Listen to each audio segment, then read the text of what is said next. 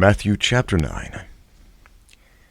And he entered into a ship and passed over, and came into his own city. And behold, they brought to him a man sick of the palsy, lying on a bed. And Jesus, seeing their faith, said unto the sick of the palsy, Son, be of good cheer, thy sins be forgiven thee. And behold, certain of the scribes said within themselves, This man blasphemeth. And Jesus, knowing their thoughts, said, Wherefore think ye evil in your hearts? For whether it is easier to say, Thy sins be forgiven thee, or to say, Arise and walk. But that ye may know that the Son of Man hath power on earth to forgive sins. Then saith he to the sick of the palsy, Arise, take up thy bed, and go unto thine house. And he arose and departed to his house. But when the multitude saw it, they marveled, and glorified God, which had given such power unto men. And as Jesus passed forth from thence, he saw a man named Matthew, sitting at the receipt of custom. And he said unto him, Follow me. And he arose and followed him.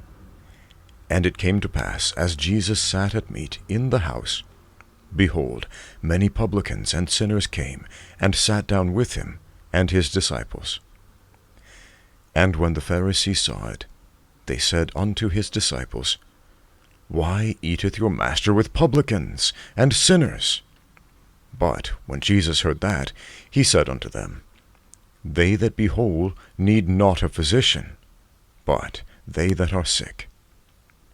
But go, ye and learn what that meaneth. I will have mercy and not sacrifice, for I am not come to call the righteous, but sinners to repentance. Then came to him the disciples of John, saying, Why do we and the Pharisees fast oft, but thy disciples fast not? And Jesus said unto them, Can the children of the bridechamber mourn, as long as the bridegroom is with them? But the days will come, when the bridegroom shall be taken from them, and they shall fast.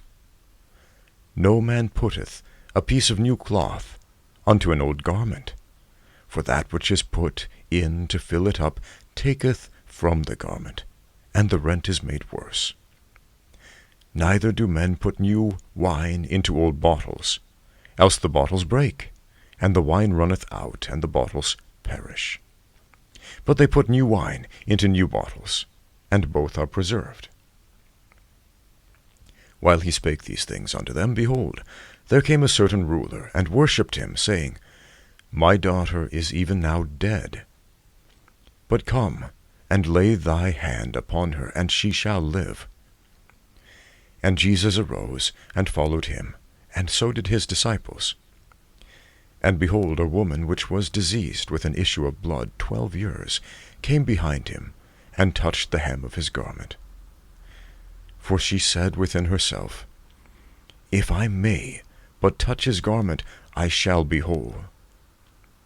But Jesus turned him about, and when he saw her, he said, Daughter, be of good comfort, thy faith hath made thee whole. And the woman was made whole from that hour. And when Jesus came into the ruler's house, and saw the minstrels and the people making a noise, he said unto them, Give place, for the maid is not dead, but sleepeth. And they laughed him to scorn. But when the people were put forth, he went in, and took her by the hand, and the maid arose. And the fame hereof went abroad into all that land. And when Jesus departed thence, 2 blind men followed him, crying, and saying, Thou Son of David, have mercy on us. And when he was come into the house, the blind men came to him. And Jesus saith unto them, Believe ye that I am able to do this? They said unto him, Yea, Lord. Then touched he their eyes, saying, According to your faith be it unto you. And their eyes were opened. And Jesus straitly charged them, saying, See that no man know it. But they, when they were departed, spread abroad his fame into all that country. As they went out, behold, they brought to him a dumb man possessed with a devil. And when the devil was cast out, the dumb spake. And the multitudes marveled, saying, It was never so seen in Israel. But the Pharisees said, He casteth out devils through the prince of the devils. And Jesus went about all the cities and villages, teaching in their synagogues, and preaching the gospel of the kingdom, and healing every sickness and every disease among the people. But when he saw the multitudes, he was moved with compassion on them, because they fainted, and were scattered abroad as sheep having no shepherd. Then saith he unto his disciples, The harvest truly is plenteous, but the laborers are few. Pray ye therefore the Lord of the harvest that he will send forth laborers into his harvest.